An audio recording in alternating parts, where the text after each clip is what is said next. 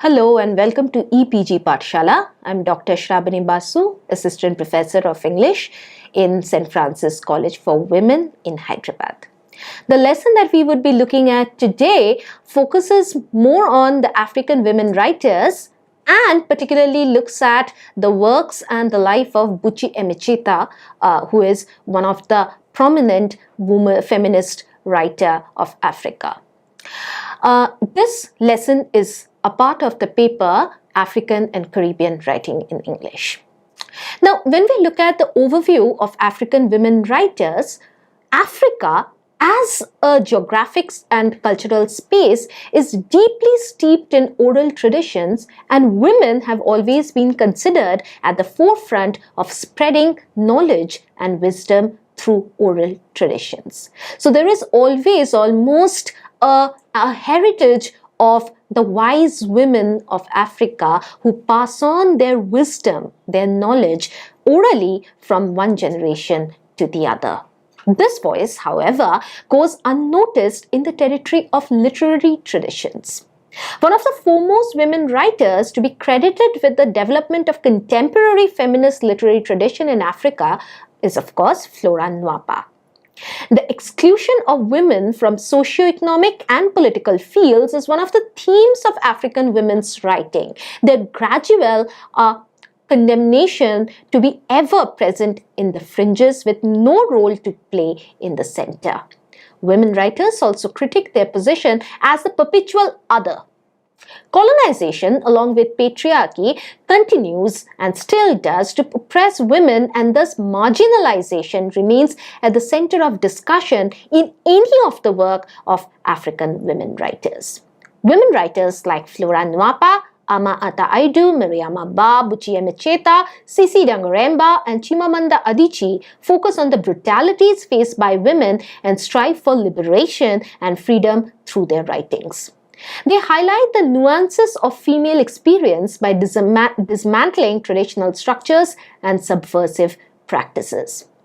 Now, some of the recurrent concerns in African women's writing are somewhat similar irrespective of the language that the writers are writing or the nationality that they are of. Now, the female critics of African women's writings like Carol Boyce Davis and Molara Okundipe Leslie have investigated the role played by women writers in redefining the field of literature. Davis has examined African women's literature and identified some concerns which are similar and some concerns which are uniquely interesting to African women. For example, motherhood, the presence or the absence of children and the joys and pains thereof. The vagaries of living in a polygamous marriage, the oppression of colonialism and the white rule, the struggle for economic independence, the achievement of balance between relationship between men and friendships with other women, the fickleness of husbands which in a way control their very existence, particularly in a traditional polygamous marriage, the importance of having a support system, particularly in the urban environment, the mother-daughter conflict or relationship, the mother-son relationship and the conflict therein, the definition of self but not separate from the tradition or other man-made restrictions. When we analyze these factors which are crucial to the understanding of African women's writings, we see that there is always a kind of conflict between binaries. The previous generation, this generation. Tradition, modernity. Polygamous marriage, the modern marriage. Which one to choose? Now, if we look at, in this strain, if we look at the life of Buchi Emecheta, she's a Nigerian woman writer who also faced several turbulent events in her life, and these experiences molded her not only as a matured woman but also as a writer.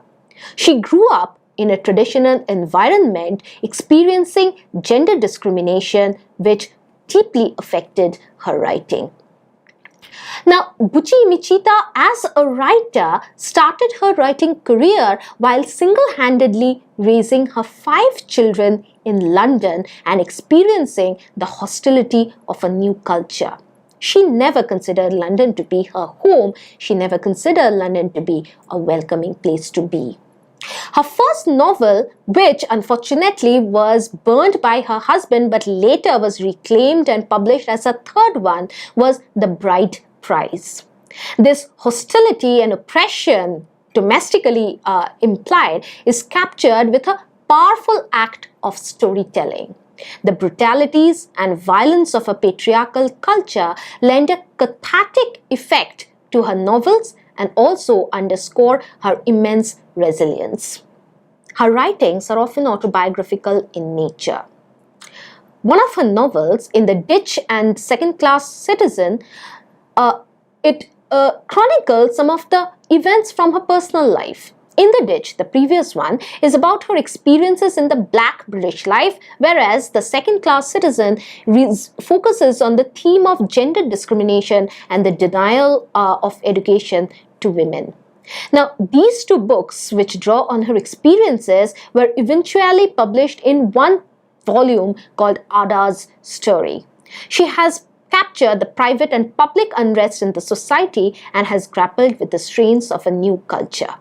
Conversely, Buchi Emecheta is a prolific writer who has analyzed the position of women in different spheres of life. She has authored 11 novels and 4 plays and has also had a spatter on children's literature. The different roles of women as an individual, as a wife, and as a daughter occupy a center stage in Emecheta's novels. Through her women characters, she articulates a powerful voice to unearth the anxieties and frustrations of womanhood. Woman, quote unquote, being an important entity, is viewed differently as per the traditional and the modern ethos.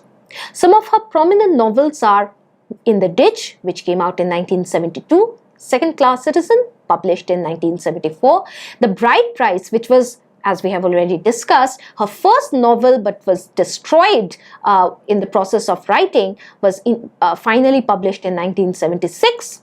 The Slave Girl, 1977, The Joys of Motherhood, which came out in 1979, Destination Biafra in 1982, and The Rape of Shavi, which came out in 1983. Her autobiography, Head Above Water, published in 1986, records her personal history and the circumstances faced by the blacks in London. Her novels, Ada's Story, Kahinde, and Head Above Water, represent the torture women experience at the hands of their spouses and how this stifles their individuality and identity. Some of the prominent themes, including the domestic stifling conditions that we have already discussed, explored in her novels are oppression, slavery, and the all-pervasive exploitative nature of patriarchy. Now, some of the accolades and awards which Buchi Emecheta won was in 1979, she received the New Statesman Jock Campbell Award for Commonwealth Writers. And also, she was recognized and ordered with the Order of British Empire in 2005. Let's look at the overview of the novel The Joys of Motherhood, which we want to analyze a little deeply in this section.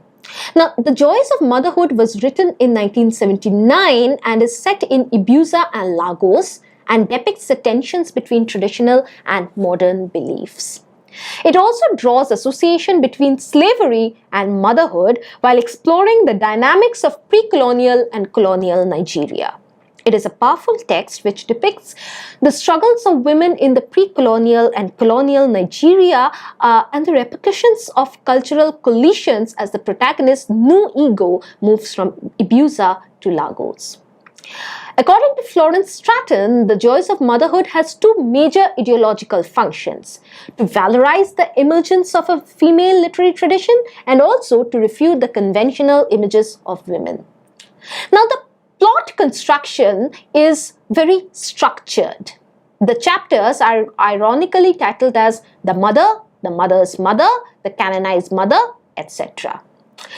The novel opens with the suicide attempt of the protagonist New, and then it shifts to 25 years back before this act. The story then navigates to the abuser homeland, and the readers are introduced to Nu's father Akbari and her mother Una. Now, New Ego is shown to be the love child of Una and Akbari. Prior to Nu's birth, a slave girl was supposed to sacrifice her life because one of Akbari's wife died. Now, this was a tradition where if one of the wives of the family dies, one of the slave girls will be expected to sacrifice her life in honor for her mistress. The slave girl in the novel pleads for her life and does not wish to die. She promises to come back with vengeance. Now, this brings us to the concept of chi in Igbo culture. Chi in the Igbo context refers to a guide, but in this novel, it is a spirit reincarnation of the dead slave girl who haunts Nu continuously and is also believed to be one of the reasons of Nu's initial infertility. The novel is a tragic rendition of Nu's life, whose preoccupation is to become a mother and define her life only in terms of motherhood, the only safe definition or safe status that a woman can survive with, according to her. The novel details the tragedy that befalls on New Ego when she fails to conceive after her marriage to her first husband, Amotoku. New experiences pangs of humiliation because she is not able to conceive, which according to her society is a sacrilege. Her husband Amotoku deserts her and proves his quote-unquote manliness by marrying another woman who begets a child promptly. New attempts to nurse this child and is finally caught and snubbed off from his compound. There is a sense of displacement in Nu's life because she has to move to Lagos to complete her fortune as a mother. She marries Naifi and her dream shatters in the first instance because a child that is born to her dies within 4 weeks. In response to, as a reaction to this tragic loss, Nu becomes hysterical after the loss of her child and experiences alienation and loses a sense of worth. But later, she's restored to her senses after the birth of her son, Ushia. Now, Nu's husband works for an English family, but he soon loses this job, adding to the economic burden in the family. Nu has to carry local trade of selling cigarettes, which was not exactly condoned by the society, but was not condemned altogether because it was in an attempt to relieve the economic burden, the financial burden of her family. After a few days, Naifi is drafted into the army and shipped off to Burma to fight in the World War II. While he's away, Nu and her son Oshia are forced to vacate the premises because of her inability to meet the rents and other utilities of the premise. Nu faces many problems while taking care of her sons Oshia and Adim. Tragedy befalls on the family again when Naifi's brother dies and his wife Adaku arrives at Nu's compound as the new wife to Naifi. This is again an African tradition where if the brother's wife dies, that the brother-in-law, the brother of the dead husband, is supposed to marry the widow. Initially, there is a rivalry between Nu and Adaku, but later they wage silent war against their husband by refusing to cook meals for him. The tension in the family continues to grow due to poverty. Nu and her family are famished, and she assumes that her sons will come home to live later and will care for her as she ages. And this growing tension within the family and the expectations from the children continues almost till the entire novel. Now, when her children heard of her sudden death, they all, even Oshia, they come home. They were all sorry she had died before they were in a position to give their mother a good life. So in a response to Nu's death, she is in a very curious and in a very cathartic episode, she is given the noisiest and the most costly second burial Ibiza had ever seen. And also a shrine was made in her name so that her children could appeal to her should they be barren.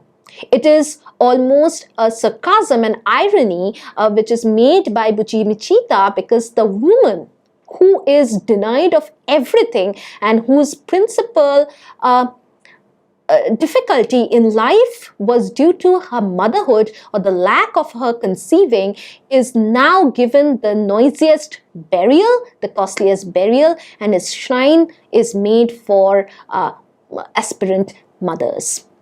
The title of the novel is a biting commentary on the outlook of the society which validates a woman only after her motherhood. According to Mary Kola-Walsh, The Joys of Motherhood is an ironic portrait of the artist as a conscience of her society. The story is one of Emecheta's strongest indictments of a woman clinging to marriage at all costs, which, in a way, Mary Kola-Walsh thinks Buchi Emecheta detests. Now, let's look at some of the themes in the novel which Buchi Emecheta takes particular effort in explaining. The first theme that we find in The Joys of Motherhood is the tradition versus the modern culture. We witness different pictures of womanhood through the pre- and the post-colonial periods. The novel chronicles the difficulties of abiding by traditional culture in a modern society. Now, Nu's mother Una is shown to be the representative of the pre-colonial African woman who is assertive. Nu, on the other hand, continues to conform to the traditional customs in the face of rapid transformation, only to realize that these practices are now futile. She almost religiously adheres to the values laid down by Ibiza patriarchy, ultimately leading to alienation as she dies gradually a lonely death. Her co-wife, Adaku, does not devote herself to the Ibiza customs and resorts to prostitution for survival. This comparison between Nu and Adaku is a realistic depiction of the African society, and it reflects Emecheta's denial of traditional values for a more radical position. Emecheta takes a dig at some of the traditional practices like bride price, which we know now that in Ibiza, many girls are married at an early age to collect the bride price, and this practice is criticized by the author. In The Joys of Motherhood, Nu, in an attempt to educate her sons, tries to marry off her daughters to collect the bride price. It is the benefit which is collected on behalf of the male members in the family in the staunchly traditional Nigerian families, Nigerian society. The second very obvious theme that Buchi Emecheta explores is, of course, colonization, and how it has a negative impact on the lives of women, which Buchi Emecheta is convinced is the root of all problems, especially in terms of social, economic, and political influences.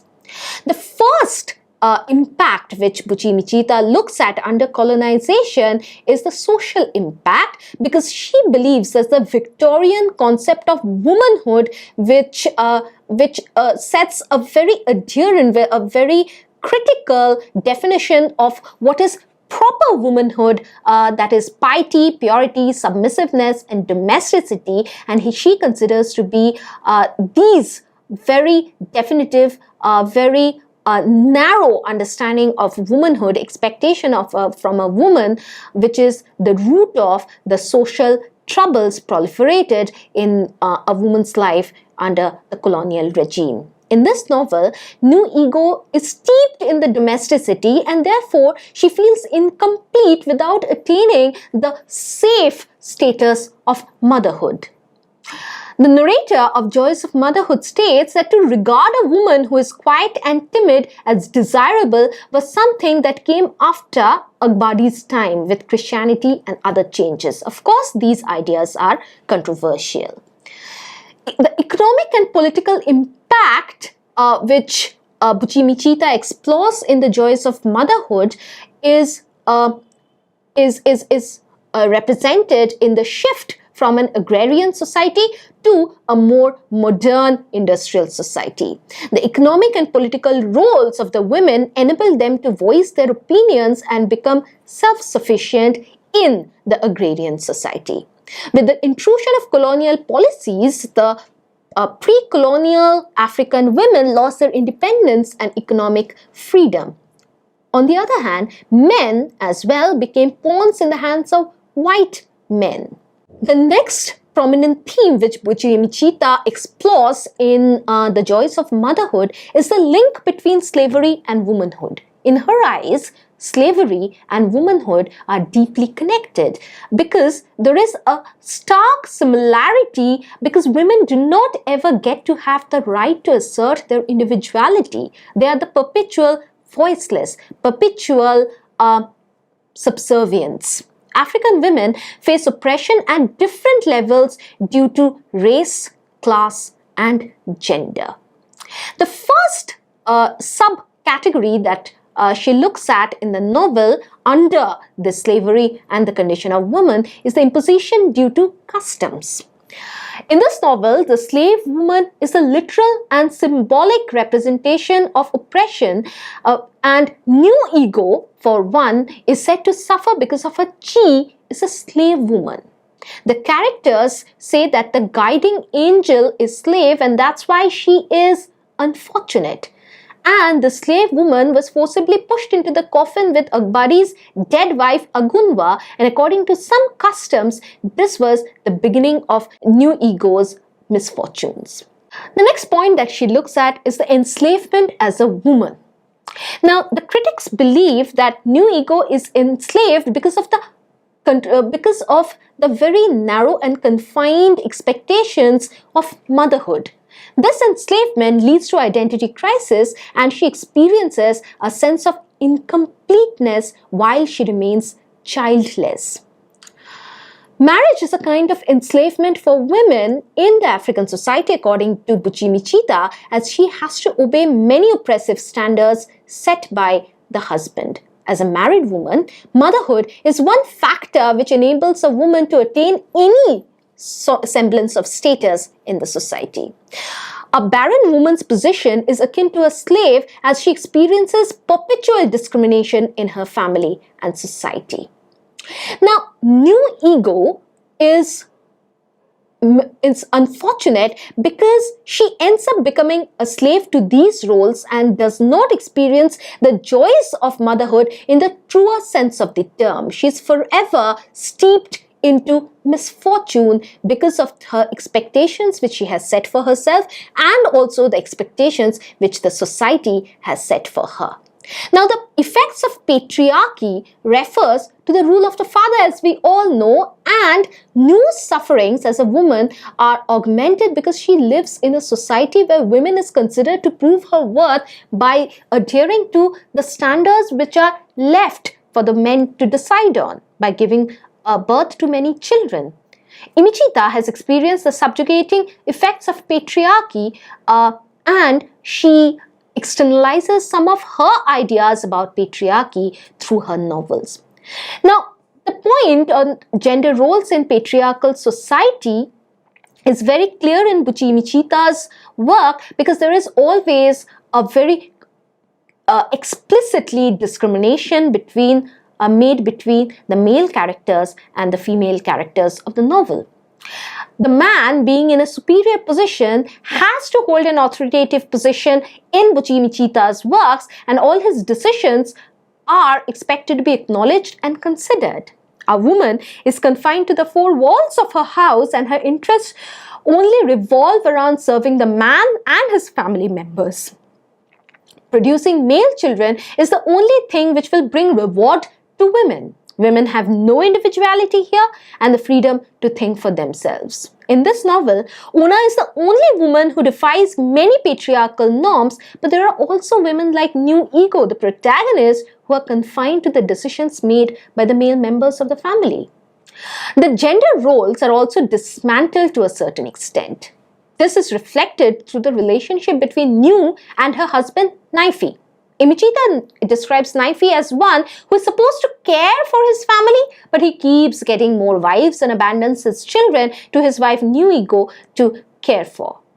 Nu takes on the responsibility of her family, a role traditionally performed by men. She is the bread earner.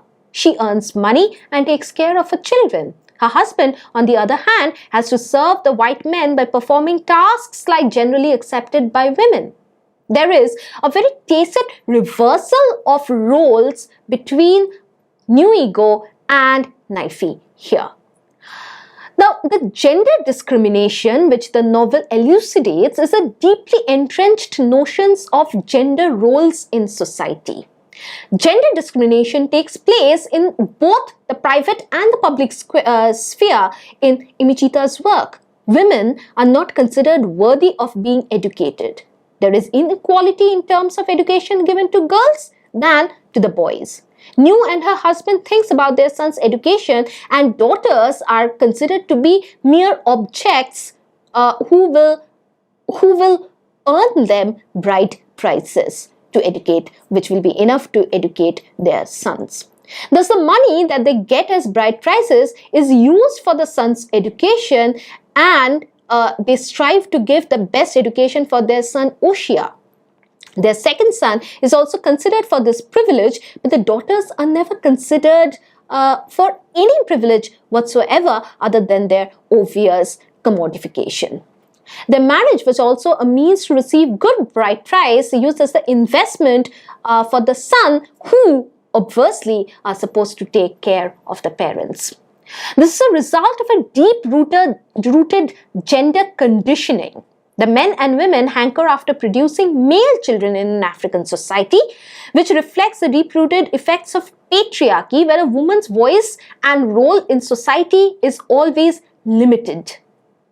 Now, the next point that we look at, that is the masculinity and the femininity, is very clear, as all the male characters of this novel are off to prove their masculinity by producing more children and by being violent with their wives and by the number of concubines that they have. On the other hand, the femininity of the characters are proved by their submissiveness, their piety, their being polite, and the number of children or male children that they manage to present their husband's family with. Now, the next point that we look at are also the polygamous practices of the African society, where the traditional African society or the traditional African family, the patriarch of the family is expected to have multiple wives to present or to represent his masculinity and also his wealth. The culture of Ibuza encourages men to marry more than one wife, which is reflected through the character of both Amatuku and Agbari. Now, the effect of polygamy and its repercussions on the rivals Nu and Adaku, when Nu is married to Naifi, come across in this novel, as the independent-spirited Adaku is constantly pitted against the traditional Nu. While polygamous marriages offered communal care and mothering in pre-colonial Nigerian society, it can also be argued that this is no longer an applicable set of rule in contemporary Nigeria, which faces neocolonialism, mismanaged independence, with a heavy toll on women's independence. The next idea that we look at when we are talking about Buchi Emecheta is the obvious concept of motherhood. Now, Chinua Achebe, in his novel Things Fall Apart, which many of us are familiar with, has accorded supreme status to the mother.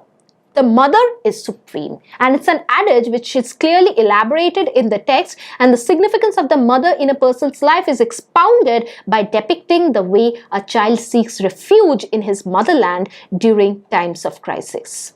This has some similarities with the novel The Joys of Motherhood. Now, motherhood is in this novel is directly equivalent to identity. Nu questions her worth as a woman when she fails to conceive.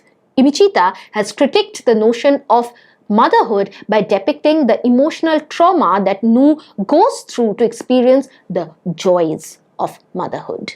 In the traditional Igbo society, a woman is incomplete without children. And again, male children are always favored over women children. A woman is made to believe that her status in society is established only after conceiving and raising male children, and the cycle goes on. The theme of motherhood also moves to discussing the dismal state of society for not recognizing the importance of a girl child. The goal of a woman's life in Buchi Emecheta's work appears to be giving birth to many children and strive for the family and children, keeping her personal aspirations away. However, ironically, it is this very fervor that entraps her in a lifetime of self-sacrifice. Nu's role in society is not only confined by the idea and the expectations of motherhood, but also the idea and expectation of sacrifice, and motherhood and sacrifice, as if in Emecheta's work, walk hand in hand. Now, the technique which Buchi Emecheta employs in this novel is clearly the Bildungsroman technique, as it records the development of the character. According to Mari Ume, Emecheta employs the techniques of Bildungsroman novel of formation to underscore the development of the protagonist's mind and character as she matures and recognizes her role in life. She also, that is Emecheta, also skillfully uses flashbacks to weave together information central to the development of the plot and to the full understanding of her character's relationships to both the external and the spirit worlds. Now, towards the end of this novel, we look at how the title of the novel, The Joys of Motherhood, is not only ironic, but it also critiques all the oppressive customs and traditions which marginalize women as a part of the traditional heritage. The apparent joys culminate into miseries, and the ideas of womanhood and gender discrimination are subsequently dismantled. These are concepts which are accepted as constructs. Above all, it is a scathing attack on the colonial policies that subjugate women by erroneously projecting positive ideals of development. The novel is also an attempt to depict the realities of African women's life and clarify romanticized notions of motherhood and womanhood. Now, in this lesson, we have looked into not only the conditions in which African feminist writers, particularly the women writers of Africa, write in, and this is also an in-depth analysis of the plot, the themes, and the characteristics rampant in the novel The Joys of Motherhood. For further reading, you might consider looking at the Learn More section of the lesson, and also to test your understanding of the lesson, you might consider taking the self-assessment test. Thank you.